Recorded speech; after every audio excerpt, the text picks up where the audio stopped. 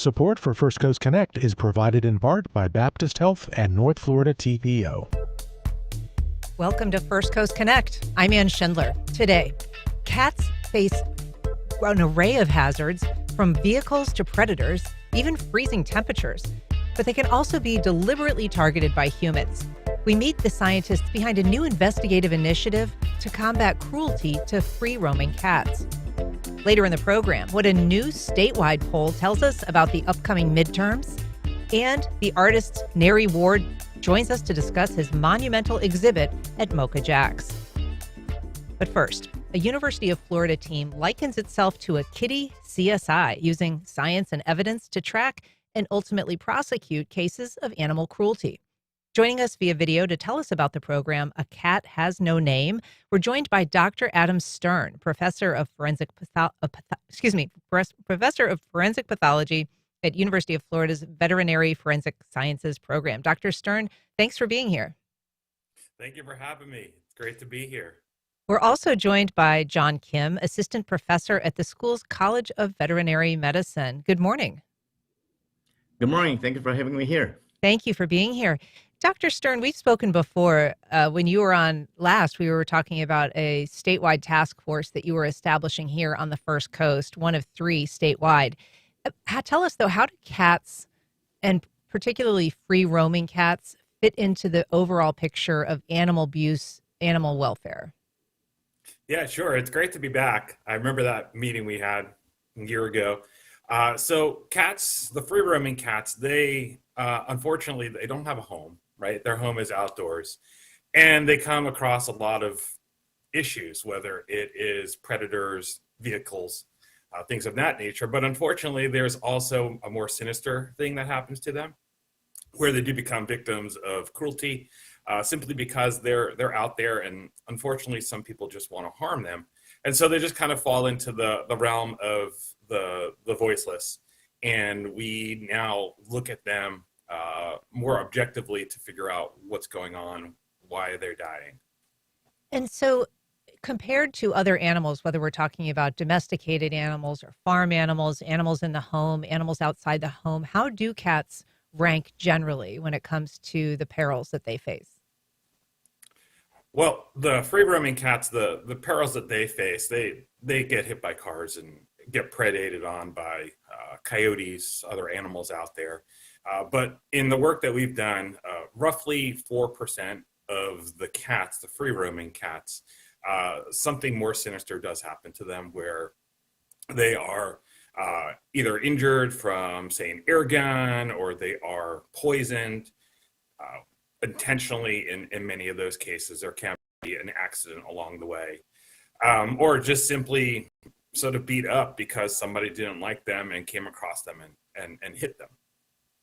And so you, in your lab, you take animals that actually come from around the globe, but tell us how an animal, or a cat in this case, ends up in your lab. Yeah, so for this A Cat Has No Name program, really the first step is for people to reach out to us. We have multiple ways they can call us, they email us. We have an online message system that they can use to just sort of reach out and start to say, hey, something's going on. For example, we had a case recently from Idaho where we were sent a number of deceased cats to figure out what's going on in their cat colony. And in that case, there was an intentional poisoning that did occur. We were able to figure it out in all of the cats and start to develop patterns that we worked with. And so the cat has a cat has no name. Tell us where the name for the program came from. It started during the COVID era, and I was watching Game of Thrones, and I just kind of thought, A Cat Has No Name would be fitting. Now, some of these cats do have a name. We just don't know them because there might be a colony caretaker who knows them and knows that cat by a very specific name. But in many cases, we never know. And we still want to tell their story, and the name kind of just stuck with me. And so you receive these deceased specimens, as we said, from around the country, around the world, and you have completed nearly 3,000 forensic autopsies in your work. on animals, generally speaking. But what happens to your research? So take this case from Idaho, for instance. You receive these samples. You're able to make a determine, I suppose, with some toxicology testing that they've been poisoned. But what happens then to the evidence that you've collected? Yeah, so in a case like that where we find something that was suspect malicious, we will report it to the authorities in that jurisdiction, and then their job is going to be to go out and investigate and ask more questions. We're here in Gainesville, Florida. They're up in Idaho or in Wisconsin, and so we're not doing the boots on the ground investigation. We're telling them one part of the story, which is the animal, but we give them all the evidence that they need to now start to go ask more questions, go look for potential witnesses, evidence at the scene, all of those things. But the ultimate goal is to give a voice to the voiceless, and then give the investigators, give the attorneys the information they need to investigate, and if they find someone who's culpable, prosecute. Do your findings in the lab inform what they might be looking for? For instance, do you guide them based on what you've discovered in your research? Yes. So it's going to guide them a lot. Sometimes it guides them as really there is no investigation that needs to be had, simply because it's a natural disease process. It's a predator. But those cases where we say, hey, that animal died from being shot with an air gun pellet, that is going to now give them information to go find people. Look where that cat was found. Is there surveillance cameras? Everybody has some sort of Ring camera, Nest camera on their homes. Buildings have cameras all over the place. And so they're going to have to go and do their investigation. But we're giving them the ability to say, hey, you know what? There is a suspicious event here. There's a potential crime. Let's look more. All right, I want to talk a little bit more about the process, but I want to bring John Kim into the conversation. So your background is into research, your oncology. I mean, you look at cancer, you diagnose cancer specifically in canines, but you're also doing a lot of AI integration at the university and helping to build out the school's AI program. So can you tell us how you fit into this cat research and the work that you're doing together with Dr. Stern? Yeah, that's very important question, and actually interesting question, right? Actually, I think this really started with my background, both educational and cultural. Becoming veterinarian was always my dream when I was young. Although I'm doing the research and I'm not a veterinary clinician now, I really care about animals, and but also I care about the people who love and care for them. So that's a big part of why I pursued my training in veterinary pathology and doing research, including cancer research. So I could help both animals and humans by better understanding of disease, especially for most of my career in cancer research. But I've always been interested in how truly people care about animals for many different reasons. But caring is just one thing. Dealing with the reality can be much more complicated. Many of these situations are not simple, like cancer research. They involve complex circumstances that need careful investigation and comprehensive answers. As a scientist, I'm always asking myself, how can science help people navigate this difficult situation? That's my philosophy and principle. When a free roaming cat dies, someone notices, someone cares, but figuring out what exactly happened, that's incredibly complicated because you're dealing with a lot of data, including pathology, imaging, toxicology, etc. That's what Dr. Adam Stern is doing. And when I saw how much data was involved in his work, something just clicked for me. This is exactly the kind of problem where AI can help, not to replace the experts, but to support them. It can help organize complex information and spot patterns that might otherwise be missed. So when I joined the University of Florida through the AI initiative, I learned about Adam's work and his outstanding veterinary forensic science program. he had already built this incredibly rigorous system with a large number of investigation cases involving free-roaming cats. From my side, I was thinking about how AI could help manage and analyze complex biomedical data, and it felt like a very natural fit. We were really asking the same question, just from different angles. That's how the collaboration started from my main cancer research area. And so, where is the project right now? Can you show us or walk us through how it may be used, or perhaps how it has been used to sort through data or to come to some conclusions about how an animal ended up dying? That's important question and great question. But actually, this project is at the very early stage because we just started the collaborative research and data manipulation, data pre-processing, and collecting cases requires a lot of energy and substantial amount of the time. So for now, to be honest, we don't have a conclusive data and results, but we are working on making some significant progress in helping diagnosing and determining the death of the free roaming cats. So, understanding that this is at the early stages, how might it be used if you were to envision sort of when all of the data is inputted and aggregated?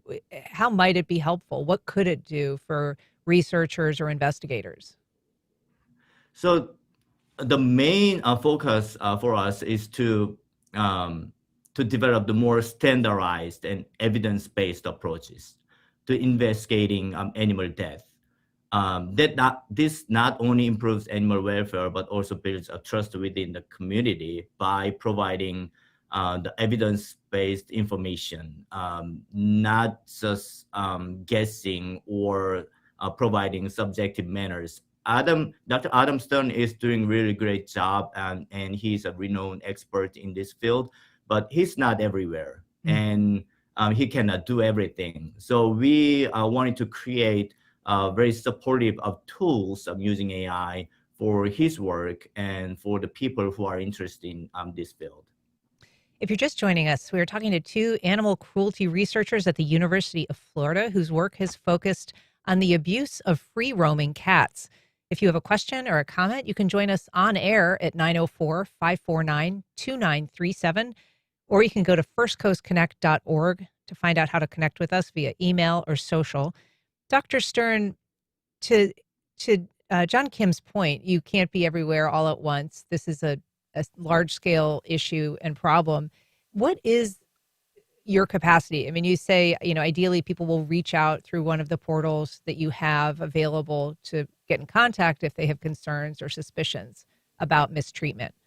But there must be a limit as to how many cases you can tackle. And how do you choose? Yes, quite honestly, there is a endless amount of cases, and I can't be everywhere every day. So the way we choose, we kind of have to prioritize things. What evidence do we have? What's available to us to even get to us? Because people have to ship things from across the country to us, or it could be around the corner from the College of Veterinary Medicine. So with this work,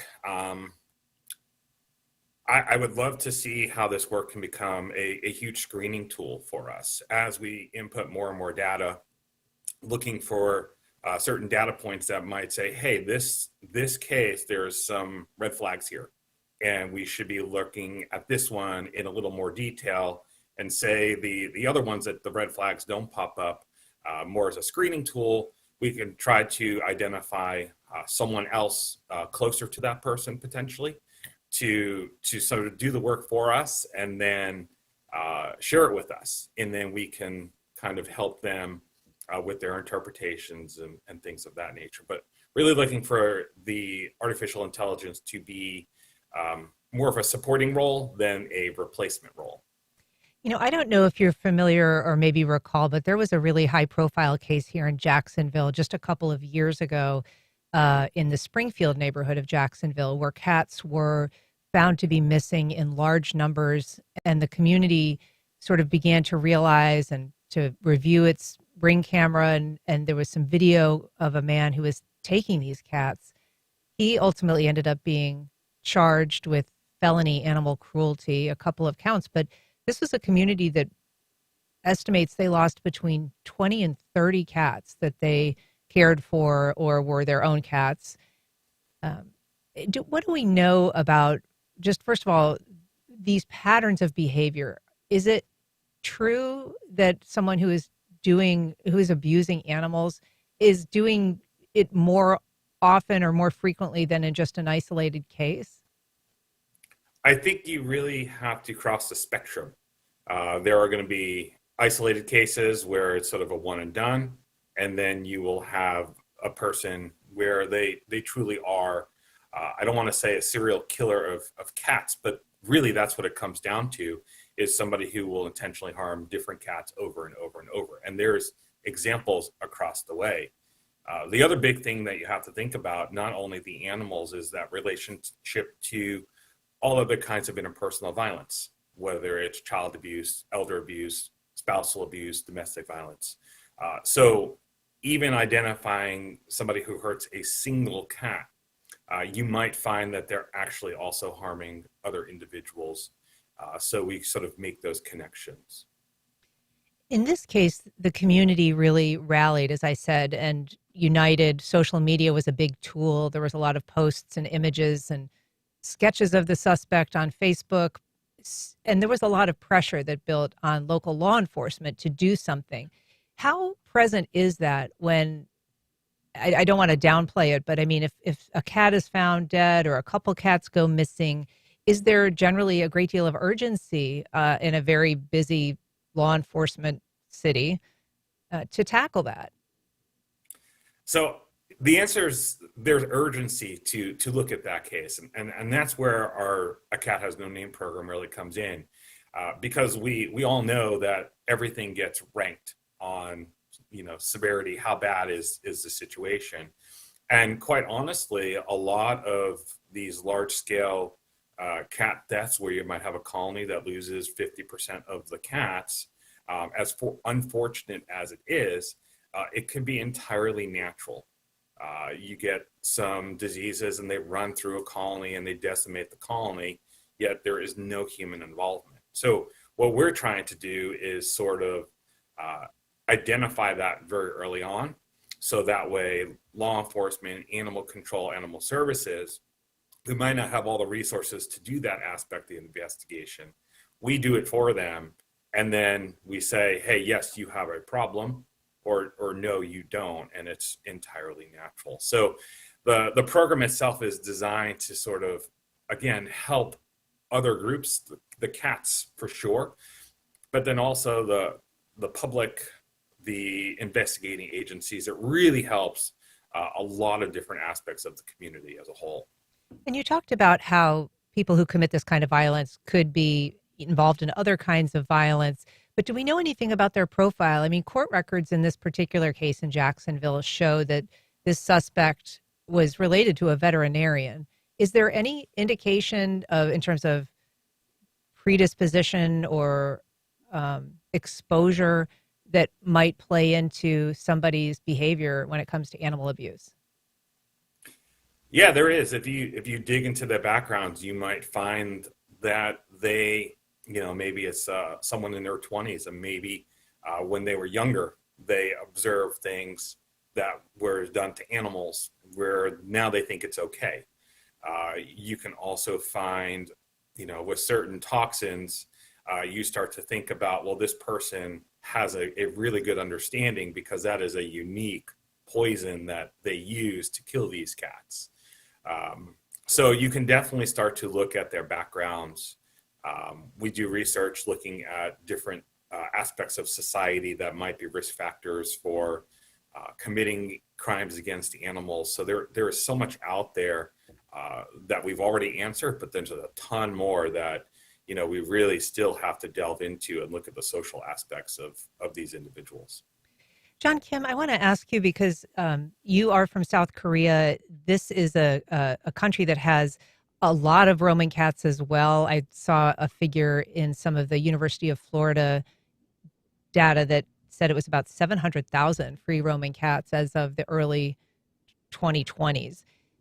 How is the program that you're involved in now something that you think could, even in other countries, for help process or deal with what can be a large population that can be really just overwhelming for people who are on the enforcement side? Yeah, that's why we are using AI. The main reason I started working with them is that actually I was born and raised in that country, South Korea, and I still have my family and friends and veterinary colleagues there. Some of them work in the government veterinary laboratories under that Animal and Plant Quarantine Agency, which is the leading veterinary authority in the country. So as you mentioned, there has been a growing number of free roaming cats, and as a result, there is an increasing number of death cases that require veterinary forensic investigation.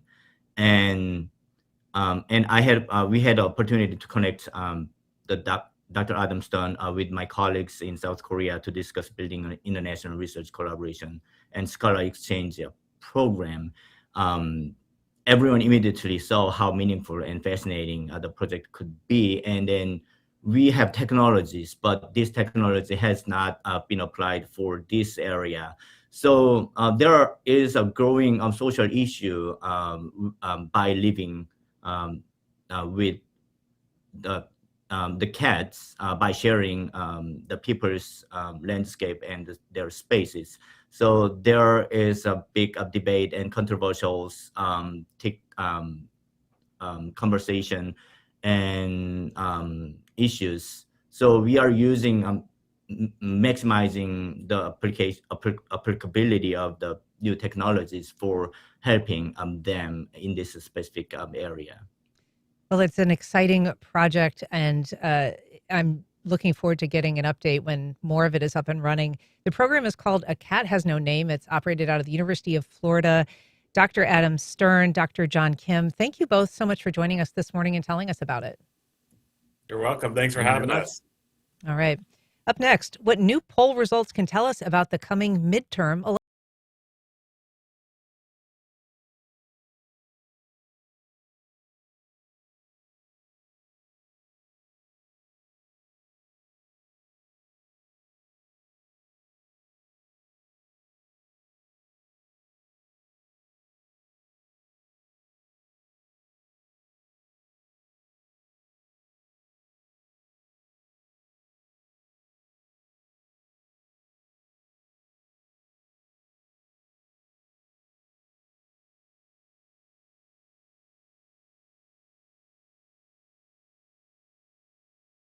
The latest poll from the University of North Florida's Public Opinion Research Lab asked Florida residents about the state's affordability crisis, ICE crackdowns, and who they want for their next U.S. Senator. Here to tell us about it is Sean Frieder, Assistant Professor of Political Science at the University of North Florida and Director of the school's Public Opinion Research Lab. Sean, welcome back. Always good to be here. So the upshot here, I believe you said, is that it's clear that Republicans still enjoy an advantage in Florida, but it may not be as strong as previous years. Explain to us what the data show you that tell you that. So first, looking at head-to-heads in the gubernatorial matchups and also the Senate matchups, we asked about Byron Donalds, who's in our previous poll the leading candidate on the Republican side to make it through their primary, and head-to-heads against the two Democrats there. And then we asked the same thing for Moody, the leading Republican, to come out of that primary. Ashley Moody. Yes, and the two Democrats there. And we found that the Republicans in both cases have about a 6 or 7 point lead over the Democrats. Now, that's a meaningful lead, but at the same time, that's not the seismic leads that we've seen in previous years. This is not a 15 or 20 point victory that we're looking at. We're looking more at high single digits. So that's maybe something that you would expect, one, in a midterm year. Midterm years for the party of the current president are usually much tougher than other types of elections. That's also probably somewhat a reflection of Trump's numbers generally, what's been going on in various policy areas. So combination of substantive things going on that kind of affect down ballot issues, but also just it's a tough environment for Republicans, just as it would have been for Democrats back in 22.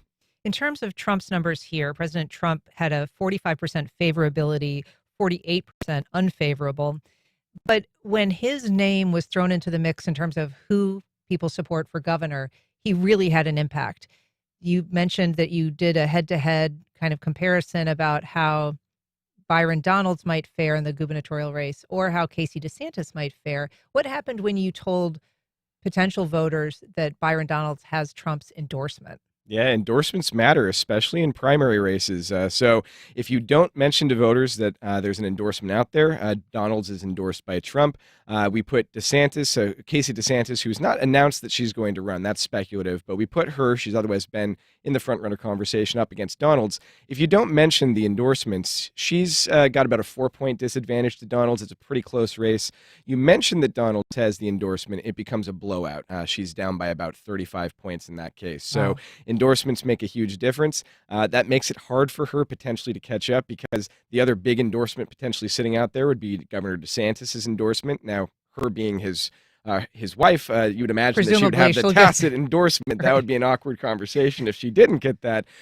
So with endorsement versus endorsement, Donalds has a pretty big advantage. Yeah, your poll shows that DeSantis has fewer unfavorables than the president. He had a 52% favorable, 42% unfavorable.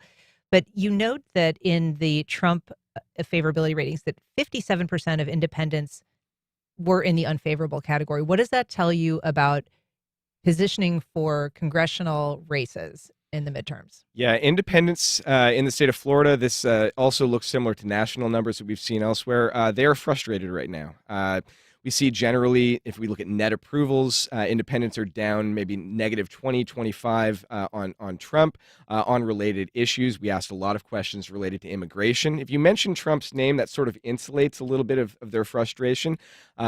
But if you just talk about ICE, if you talk about some of the things that have been going on recently, again, independents really frustrated. And when people go to vote, they often have national issues at top of mind, even if we're talking about Florida-centric races. So this is something that if I was in a House race, a Senate race, I would be really worried about what independents are thinking right now about national level issues. And we did touch on the Senate race for U.S. Senate, which is Ashley Moody, who was appointed by the governor to the vacant seat that was left behind when Marco Rubio moved to work in the cabinet. So that is a special election, and she will face a couple of Democrats, both of whom are, have some name recognition, but not necessarily enormous name recognition. One of them is Alexander Vindman, who is our lieutenant colonel, and he was also a whistleblower in the Trump impeachment case that had to do with Trump's call to Volodymyr Zelensky back in 2019. And then Angie Nixon, who is a local House rep, and she served since 2020. What does your polling show in terms of how either of them fare against essentially the incumbent, Ashley Moody? So at least at this stage of the race, there's not a huge difference or really any statistically detectable difference between their abilities to beat one of the Republican candidates. They do about as well as each other. There is some extra information that we find pretty interesting in there, which is just looking at name recognition. Pretty much when people vote in primaries, they lose the one thing they usually vote based off of, which is partisanship. So they go to the next thing, which is, have I heard this person before? Does this person seem familiar to me? Vindman's big advantage, theoretically, is that he's made national news in the past. As you mentioned, he was involved with Trump's first impeachment. He was the whistleblower in that case. So you would imagine that he would have a huge name recognition advantage over Nixon, who might be well known in Northeast Florida, but maybe not statewide. Instead, he's just got an advantage of about 8 points. So that's still also 8 points where most people are saying they don't know who Vindman is. Now, this is before campaign advertisements start going out and he starts being able to really press that advantage. But I guess if I was part of the Vindman campaign, I would be somewhat disappointed to learn that memories are short. People don't seem to be able to connect that name to what happened several years ago. You mentioned enforcement when it comes to immigration issues, and the state, as reflected in this poll, is pretty well split. 49% disapproving of this administration's handling of immigration, 48% approving of it. Now, if you just go and change one thing, which is instead of asking about Trump's handling, you talk about the specifics such as ICE's handling of immigration. And substantively, there's not a functional difference between those two things. As soon as Trump's name is taken out, a lot more people express disapproval. ICE, their handling is about -15. We ask a question about, would you be supportive or oppositional to bringing more facilities for detaining immigrants into Florida? That's even less popular at -18. So also in that, if you look at strong approval versus strong disapproval, there's a lot of strong opinions on this, but the strength is particularly on the strong disapproval side. The people that are unhappy are very unhappy about this. Oh, interesting. There are some issues that showed broad support. I thought was interesting in such a hyper-partisan time. You asked people about AI, you asked people about recall elections, and you asked people about guns. What were you finding in terms of how people are feeling about issues pertinent to those? Yeah, I'll take recall and guns first. On those two, there's a pretty straightforward story. We asked if people would support the ability at the statewide level to recall people if they are failing in their job before the next election. Elected officials. Elected officials, overwhelming support for that across the board, no partisan differences. And explain to us, currently, you can recall at the local At the level. local level, but no provision exists at the statewide level. Okay. And then when we talk about gun prohibition, specifically, we're asking about prohibiting firearms at protests and demonstrations. Again, across the board support there, about 2/3 of Floridian support, but no real difference between Democrats, Republicans, and independents. Somewhat in line with often when we ask questions about specific policies, Republicans look a lot more positive than we ask more general questions. But I think this also has to do a lot with high-profile assassinations and attempted assassinations at protests and demonstrations, which might have brought everyone a little bit more in line. The question of AI is particularly fascinating because, on one hand, there is a broad across-the-board support for AI regulation. One of the pieces of legislation running through the legislature right now would do things like require disclosure if you're talking to AI, some protections for children. So, again, overwhelming across-the-board support. But the really interesting thing there is asking people just about how they feel about AI generally, not policy-related, just their attitudes. And we're seeing for the first time that I've been looking at this, a real partisan divide on this. Democrats about net -25. They're very skeptical right now of the rollout of AI. Republicans in the opposite direction, about +15, positive about the rollout of AI. And this is a partisan divide I wasn't seeing in these numbers even as recently as a year ago. How about marijuana? We know that that ballot initiative to make recreational marijuana failed in the last election cycle, but it was very close. The threshold in Florida for a ballot initiative to pass is 60%. And you found overall support for legalizing it at more than 60%. That's correct. Yeah, 60 plus. I think 66% or so. So again, this is similar to what we saw the last time this was on the ballot. I've been fooled to a certain extent before and won't get fooled easily again. So numbers are high right now before campaigning starts. And then what we saw last time was that Governor DeSantis put quite a bit of money into an anti-marijuana campaign in the couple months leading up to the vote. That 66% we saw before trickled down slowly, and dropped right below 60% just as voting started. So the measure failed. You can imagine a similar thing happening if there is a similarly sized expenditure campaign on this. So speaking of ballot initiatives, taxes is expected to be coming before voters at some point. There may be a special session to discuss what to put on the ballot for voters in terms of getting rid of property taxes or cutting property taxes or changing how their people are taxed. What are you finding in terms of support for those kinds of initiatives? Yeah, so we use some ballot initiative language looking at phase out for the homestead taxes. And what we found was that it's going to be right on the tipping point or so, about the 60% threshold that's needed for it to pass. We found the numbers currently sitting at about 56%. Republicans fairly supportive of this. It's a tax cut. 75%. Democrats deeply skeptical. It's something that goes to fund a lot of state and local services, so their support's at 25%. Independents, as they often do, are probably going to be the deciding factor here. They're right at 56%. So this is hovering just below the threshold level. This is going to be probably right on the edge of passage when we get to November. Well, Sean Frieder, it is a fascinating early look at how this election season might roll out. Thanks so much for coming on today. Absolutely. And we'll have a link to those poll results on our website if you'd like to check them out. Up next, taking artistic inspiration from humans and all that they leave behind. We meet the man behind the latest Project Atrium exhibit at Mocha Jack's, artist Neri Ward.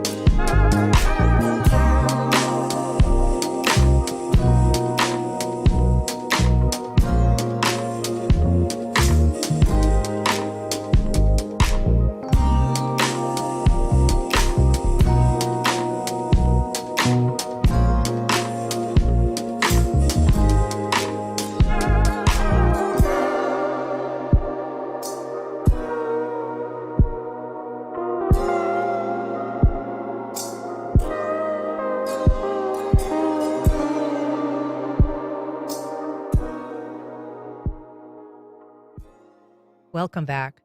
From the moment Neri Ward stepped into the New York art scene more than 3 decades ago, his work has been the source of fascination and acclaim.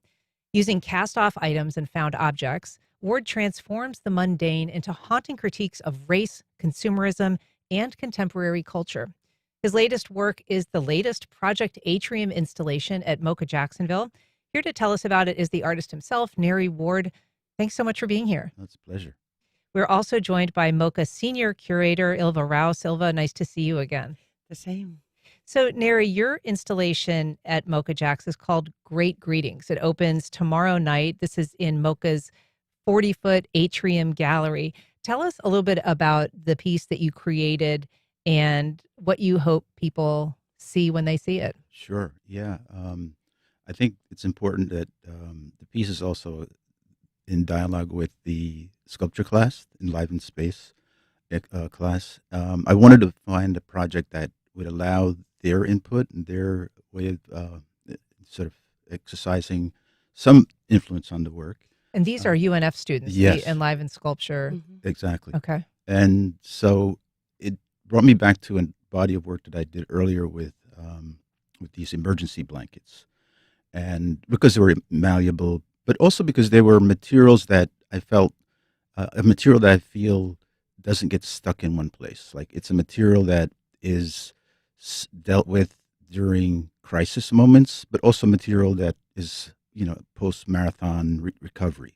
So there's a material of survival and a material it's also linked to this kind of slippage of being also associated with maybe even leisure or, some kind of time that you might have to control over your time. And so, as you mentioned, this isn't the first time you've used these emergency blankets. You did a 2022 installation called Emergence Pool, which was in Milan, and it basically covered this, I think, 4,000 square meter swimming pool. Yeah. And it was in that case they were floating in the Okay. pool, and they were sort of covering the full length of the pool.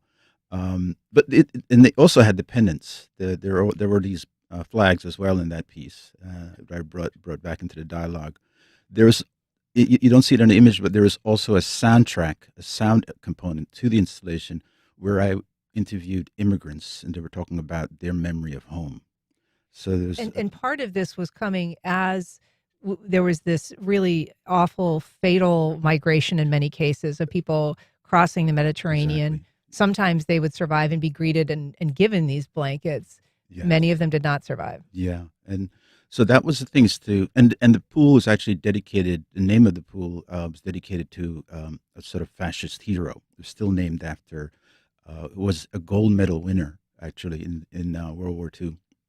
He had died in World War II, but he's a gold medal winner, and so the namesake of the pool was still in place. And so I wanted to have a dialogue with that history, but also putting it onto this fragile plane of this water, this gold space, which is so much about a kind of instability, right? The water itself. And so for people who are watching our live stream, we will be showing some of the images that we're talking about. We are showing that pool image right now. So you talked about it can be used in an emergency. Sometimes it's used post-marathon. A lot of people these days have started to associate those blankets with ICE detention facilities and the fact that they're often given to people who are being detained, families or whatever, to stay warm, Right. what can be very cold environs. Is that something that you were thinking about when you were creating this piece? I think part of being an artist is you're engaging with the culture in general in terms of what resonates in the moment. But I'm also trying to push back other possibilities, place other possibilities into. So there was also sort of celebratory engagement that I wanted to merge that with, not to cancel that out, but like, how do we make sense of both of those realities at the same time? Ilva, this exhibit, as all Project Atrium exhibits, has a confined space. The artist really has to find a way to work in that space.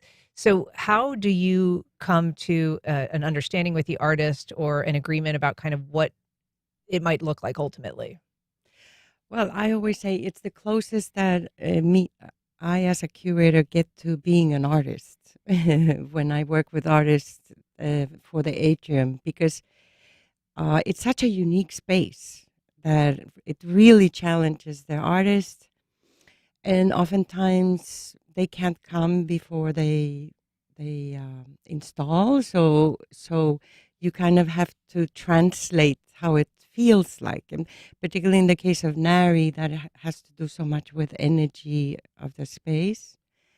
Um, of course, we have digital visuals these days, but it's not the same particularly because it's about the energy. And this greetings as you walk in, it is really the first thing that you see when you come into the museum. Yeah. And it's something that can be viewed from a variety of angles. So you can view it from the entrance, but you can also view it from the upper floors, and it changes the perspective a little bit. Absolutely. And that's also a challenge to the artist, that usually we are confronted by the artwork frontally. But in the case of the atrium, you can see it from above, you can see it from the side. So the artist has to think very three-dimensionally. So it's a unique challenge, isn't it, Nari?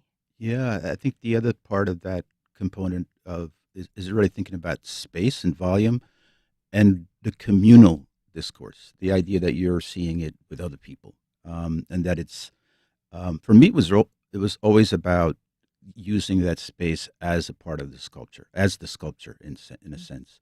And so the blankets made a lot of sense, really for me, connected to this idea of how do you transform that space, but how do you create space for the viewer to be involved with each other. And how was working with the students a condition of this exhibit? Is that something that you're told? How do you meet that challenge? Well, it was kind of it was a good, Ilva hit me up at a good time. I had just retired from Hunter. So I'd been teaching for 30 years and I kind of I wanted to just focus on being in my studio. And it was a good time to sort of recenter that because I missed working with students.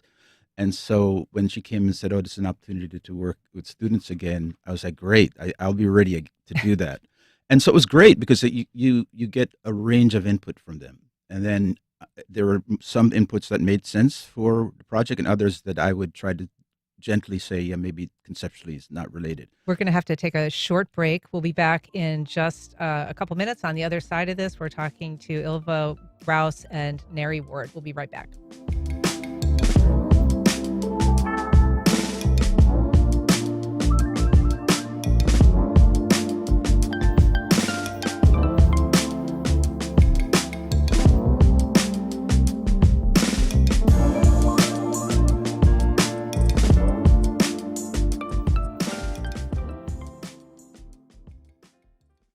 The Florida Theater presents Pat Metheny. The jazz guitarist, composer, and bandleader brings his Side Eye 3+ tour to Jacksonville on Tuesday, March 17th at 8 p.m.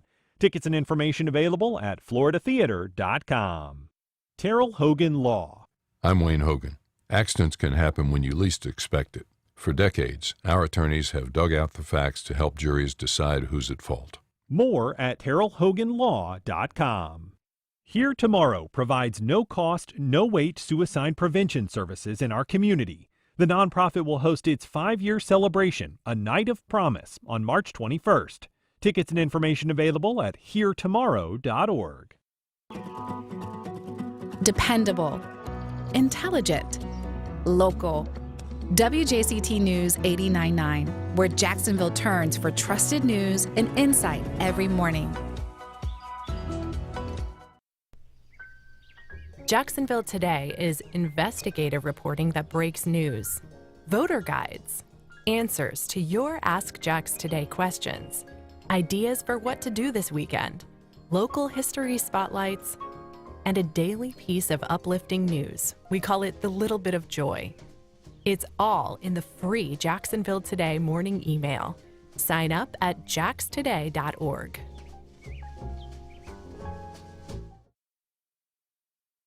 As part of its push to enforce a hardline immigration policy, the Trump administration signed deportation agreements with other countries that immigrants deported from the U.S. have no ties to. A judge recently ruled the practice illegal, but how many people has the administration already sent abroad?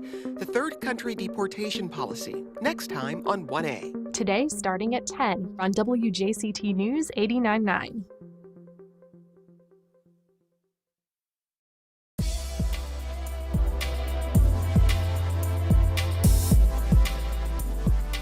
Welcome back. If you're just joining us, I am talking to New York-based artist Neri Ward about his new project, Atrium Installment at Mocha Jacksonville. We're also talking to Mocha Jack's senior curator, Ilva Rouse, as well. Neri, I want to ask you about some of the pieces that you are very well known for in the art world. Sure. And for folks who are watching our live stream, you'll be able to see these images. I want to start with one that dates back really to kind of your earliest work, Amazing Grace. Describe for us that's from the early 90s. Tell us what went into this installation, what elements you used, and where they came from. Sure. Yeah, it's probably one of my largest installations. It was done while I was an artist in residence at a student museum in Harlem. And over the course of 4 months, I would go out every day and collect abandoned baby strollers from the street. And these are strollers that were used by homeless people or marginalized, collecting bottles and cans. And they would generally bring them to empty lots and sort out their cans. So they'd leave them there, and then they'd be picked up by sanitation. So I went in and picked those up. I wasn't snatching them from mothers. They're all discards. And so my goal was to collect 365, and I did that. And then the challenge was, what was I going to do? I didn't know what I was going to do with them. I just know that I needed to collect them, and then I'd find a story for them to tell through their accumulation. And so that's how I decided to create this boat form that they sort of are in the shape of. And then there's fire hose as well that incorporated into it. Yards and yards of fire hose. Yeah, I happen to live at my studio was across the street from a fire department, so there was always a connection with the firemen. And so when they had this material they were discarding, they asked me if I wanted it, and I started getting a lot of it from them. And for me, it was a material that I put aligned with this idea of like salvation, because it's associated with fire, energy, but also water, right? It's very elemental materials. And so the idea of transformation that's connected with fire was really part of the piece as well. And you do use audio in some of your exhibits. This one had a kind of a looping Mahalia Jackson song. Yeah, it's a song I grew up with. My father would always play Mahalia Jackson's Amazing Grace, and I remember what it made me feel, this sort of sense of hope and transformation. And in fact, when I was working on the piece, I started getting a little depressed and down, because it was just these abandoned strollers in this dark space that I had initially rented to present it. And I needed something uplifting, and I thought, okay, that's what would do it. And it worked out well, because that piece, that song was actually written by a former slave trader, and it was his song about transformation. And is that part of this boat imagery, kind of thinking about the Middle Passage? I mean, it is a very troubling piece to look at. Yeah. The irony of that is, everybody comes and says, "Oh, you were talking about the Middle Passage," but in fact, I was talking about the womb. It was actually a vaginal shape that I was going for. Interesting. Which is great. I love when that happens. And it happens for me. That's always the exciting part of going on a journey, creative journey, where the work starts to tell you other things about your vision. One piece that is also very compelling, particularly as kind of a commentary on contemporary culture, is called "Say Can You See?" It is an American flag that is hanging at red and white stripes, but when you get up on it, you realize that the white is actually all made of clothing security tags that are often affixed to prevent people from stealing. So it is tell us about the origin of that. I've always wanted to figure out, for me, it's using these symbols that are very powerful, and figuring out how to transform them, how to, in some way, take the viewer on another kind of experience with that thing they think they know. And so the flag has always been like this holy grail of an object for me to think about how to transform. And so many artists have done great jobs with doing that, and doing it in a way, I wanted to do it in a way that was very respectful. And so it sort of turned me back on my early life as a security guard. So I had an intimate relationship to these security tags. And I knew that if I put enough of them on the flag, I could conceal the flag.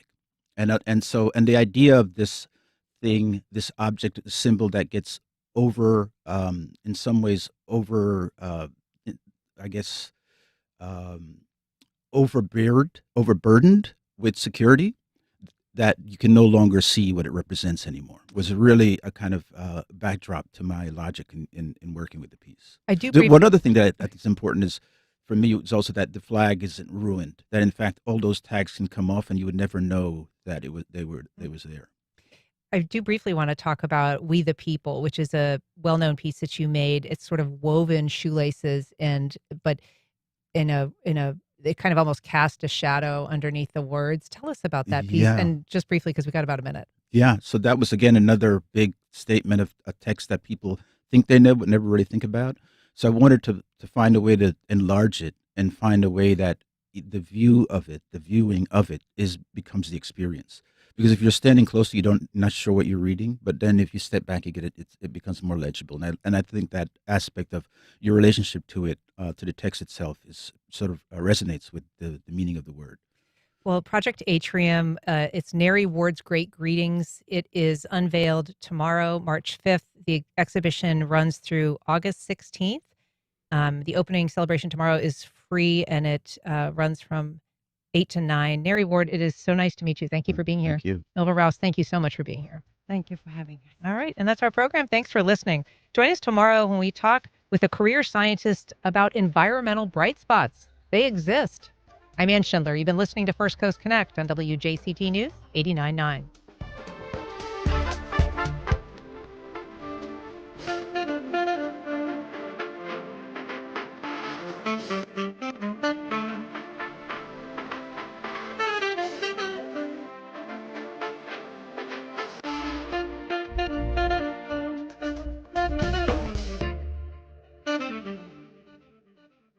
Support for First Coast Connect is provided by Baptist Health and the North Florida TPO.